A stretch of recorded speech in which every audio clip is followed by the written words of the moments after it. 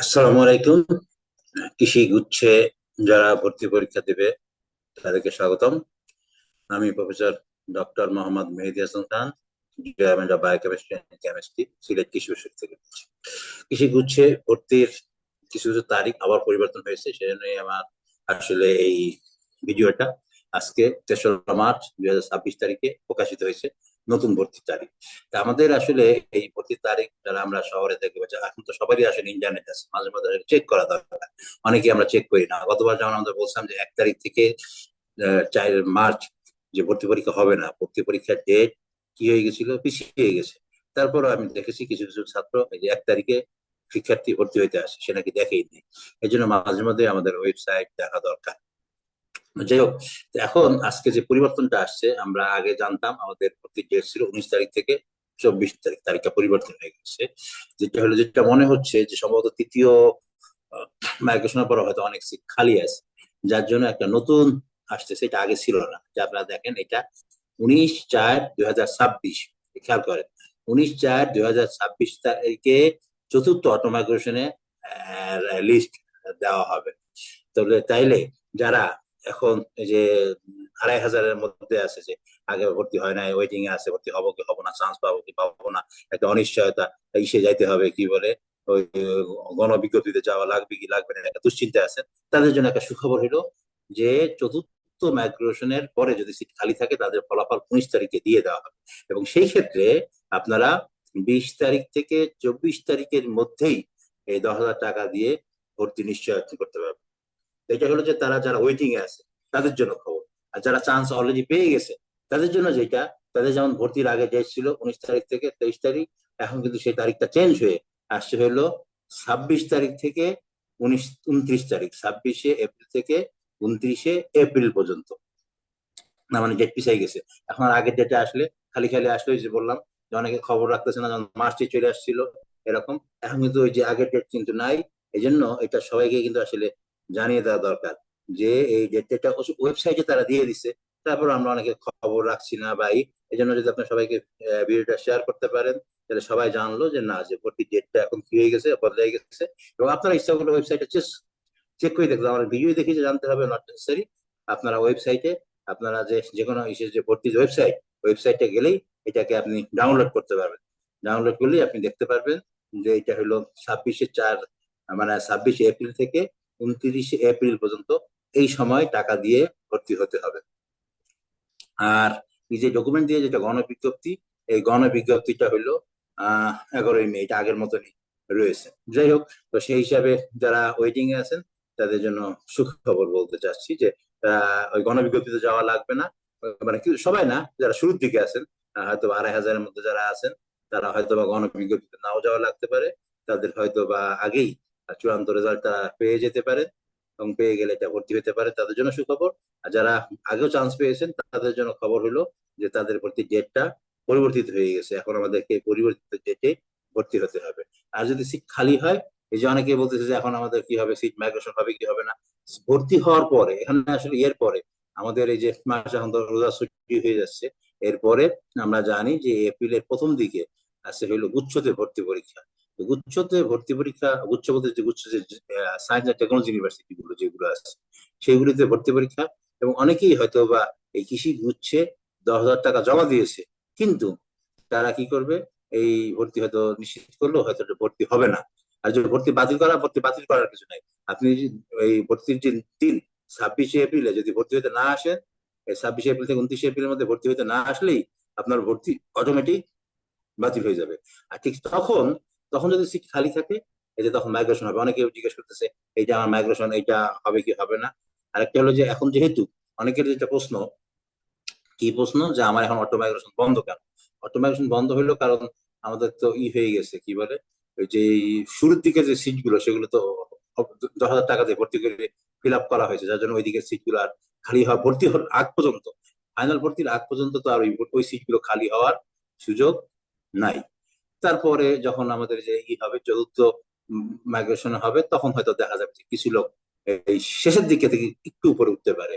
কিন্তু একদম উপরে যারা চলে গেছে, বাংলাদেশ কৃষি বিশ্ববিদ্যালয় বা গাজীপুর কৃষি বিশ্ববিদ্যালয় অথবা শেরে বাংলা কৃষি বিশ্ববিদ্যালয় বা সিলেট কৃষি বিশ্ববিদ্যালয় বা চিটাগাং ভেটেনারি অ্যানিমাল সায়েন্স বিশ্ববিদ্যালয়, সেই ক্ষেত্রে এখন এই মুহূর্তে মাইগ্রেশন হওয়ার সুযোগ কম। এদের মাইগ্রেশন হবে হলো কখন, এই যখন ভর্তি হবে টাকা জমা দিয়ে।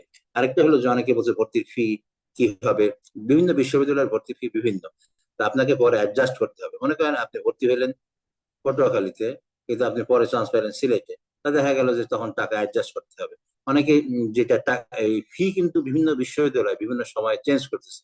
যেমন আমি যদি বলি, সিলেট কৃষি বিশ্ববিদ্যালয়ে গত বছর পর্যন্ত ভর্তি ছিল ভেটেনারি বাদ দিয়ে বাকি সবার 18,500, আর ভেটেনারিতে যেহেতু ইন্টার্নি ছিল, যার জন্য সেখানে 5,000 টাকা অতিরিক্ত দেওয়া লাগতো, 23,800 দেওয়া লাগতো। এবার কিন্তু সব ফ্যাকাল্টিতেই, তাহলে একমাত্র বায়োটেকনোলজি ইঞ্জিনিয়ারিং ঔষধ ছাড়া বাকি সব ফ্যাকাল্টিতে ইন্টার্নি আছে। আর বায়োটেকনোলজি ইঞ্জিনিয়ারিং অনুষদ যেটা আছে, সেখানে আছে প্রকৃত গবেষণা, যার জন্য সবাইকেই কিন্তু এবার ফি বেড়ে যাচ্ছে। যার জন্য এই যে অনেকে দেখি লিখতেছে যে কত টাকা, তারা ইউনিভার্সিটি কারোর সঙ্গে যোগাযোগ না করে লিখে দিচ্ছে 18,300। এটা তথ্যটা আসলে সঠিক নয়। এই জন্য আমাদের আসলে এই সমস্ত বিষয়ে তথ্যটা সঠিক তথ্য জেনেই আসলে এই করা দরকার, বা যারা অথরিটি তাদের কাছ থেকে জেনে তথ্যটা দেওয়া দরকার। তো আশা করি আজকে এই পর্যন্তই। আর অনেকের যে প্রশ্ন যে বিশ্ববিদ্যালয় কোনটা ভালো, এটা হইলে ওই জায়গায় টিউশন ফি বা কি বলে টিউশনি পাওয়া যাবে কিনা, টিউশনি একটা অত গুরুত্বপূর্ণ ব্যাপার না, আপনি আসছেন লেখাপড়া করতে। আর যেটা বলি পুরাতন বিশ্ববিদ্যালয়গুলোর মধ্যে খুব একটা বেশি পার্থক্য নাই। এখন যেমন জিজ্ঞেস করে যে গাজীপুর কৃষি বিশ্ববিদ্যালয় পড়বো, হ্যাঁ, আমি যদি বলি বিশ্ববিদ্যালয়গুলোর মধ্যে এক নম্বর হলো যদি বাংলাদেশ কৃষি বিশ্ববিদ্যালয়ের কথা বলি, এটা হলো অনেক পুরাতন বিশ্ববিদ্যালয় এবং বাংলাদেশের প্রথম কৃষি বিশ্ববিদ্যালয় এবং বড়, অনেকদিন যাবত, সেই 60-এর দশক থেকে এটা চালু, যার জন্য এটা তো পুরাতন বিশ্ববিদ্যালয় হিসেবে সুযোগ সুবিধা অনেক বেশি।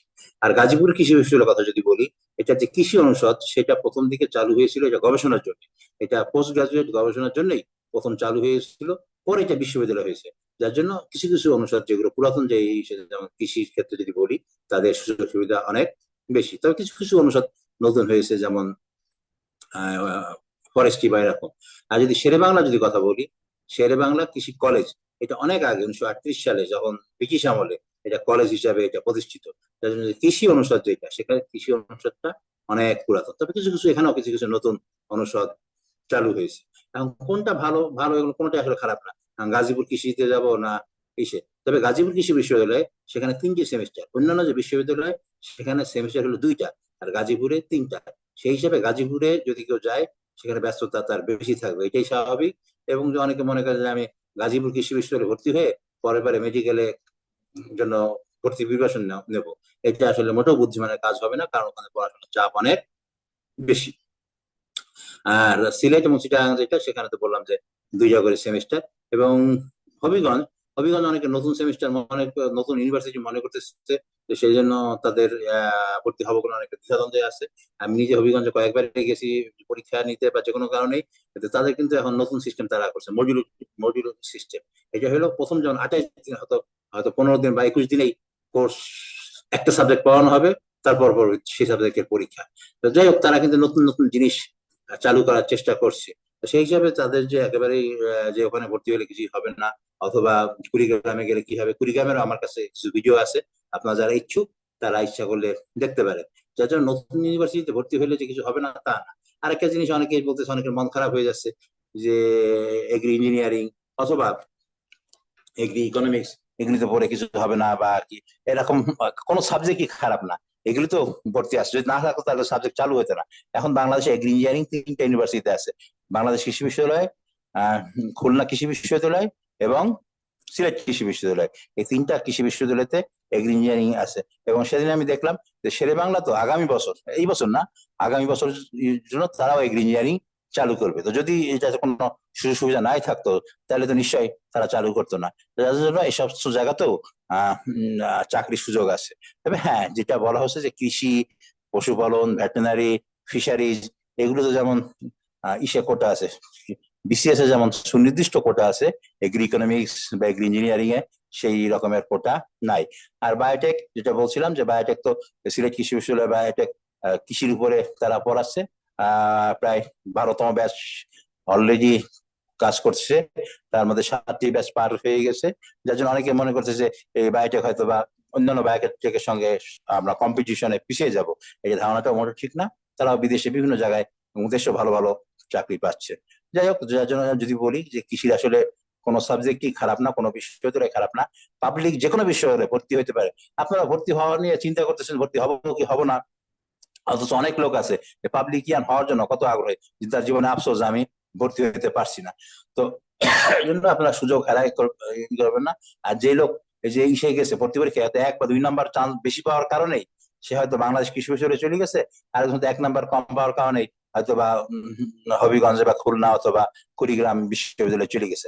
মেধা যে দুর্বল তা না, আপনার যদি মেধা ভালো থাকে নতুন ইউনিভার্সিটি গেলেও সেখানে আপনার ভালো রেজাল্ট করে ভালো শিক্ষক হওয়ার বা অন্য জায়গার চান্স কিন্তু অনেক বেশি থাকে। হ্যাঁ, আমাদের থিওরি তো সব জায়গায় প্রায় সমানই পড়ানো হয়, থিওরিতে খুব একটা যে আমরা পিছিয়ে থাকে তা না, তবে প্র্যাকটিক্যাল পড়ানো এই বিষয়গুলিতে ওই যে ল্যাবের সুযোগ সুবিধা কিছু বেশি পাওয়া যায় পুরাতন ইউনিভার্সিটিতে। আবার কৃষি জমি, যেমন বাংলাদেশ কৃষি বিশ্ববিদ্যালয় আগে এক সময় 1200 একর জমি ছিল, সেখানে দেখা যাচ্ছে কৃষি ফিল্ড অনেক বেশি। তারপরও অন্যান্য ইউনিভার্সিটিতে এখন ফিল্ডের পরিমাণ বেড়ে যাচ্ছে। আমি দেখেছি একটা লোক ইংল্যান্ডে কম ভালো ইউনিভার্সিটি, আমার ইউনিভার্সিটি খারাপ বলা যাবে না, কম ভালো ইউনিভার্সিটিতে পড়েও দেখা যাচ্ছে ভালো প্রাইজ পাচ্ছে বা ভালোভাবে জীবনে প্রতিষ্ঠিত হয়ে গেছে। আবার অনেকে দেখা যাচ্ছে যে খুব ভালো ইউনিভার্সিটিতে পড়েও, বাংলাদেশে অনেকে দেখছে ভালো ইউনিভার্সিটি ভালো সাবজেক্ট পড়ার পরেও প্রতিষ্ঠিত হতে পারছে না, কারণ সে তার সময়টাকে কাজে লাগাতে পারছে না। এই জন্য কোন ইউনিভার্সিটি বা কোন অনুষদে বললাম এটা গুরুত্বপূর্ণ বিষয় না। আপনি ভালোভাবে আগে চান্স পান, ভর্তি হন, যথাযথভাবে ক্লাস পরীক্ষা যথাযথভাবে দেন, দিলেই দেখা যাবে যে ইনশাল্লাহ আপনি ভালো একটা জায়গায় প্রতিষ্ঠিত হতে পারবেন। যাই হোক, আজকে এই পর্যন্তই। আশা করি যে ভিডিওটা সবাইকে জানাই দেওয়া দরকার, বা তারা ওয়েবসাইট থেকে দেখে নিতে পারবে যে ভর্তির যে তারিখটা পরিবর্তন হয়ে গেছে। আমি আবারও বলতেছি যে ভর্তির তারিখ এখন 26শে এপ্রিল 2026 থেকে 29শে এপ্রিল 2026। সবাইকে এটা জানাই দেওয়ার চেষ্টা করি। ধন্যবাদ সবাইকে। আসসালামু আলাইকুম।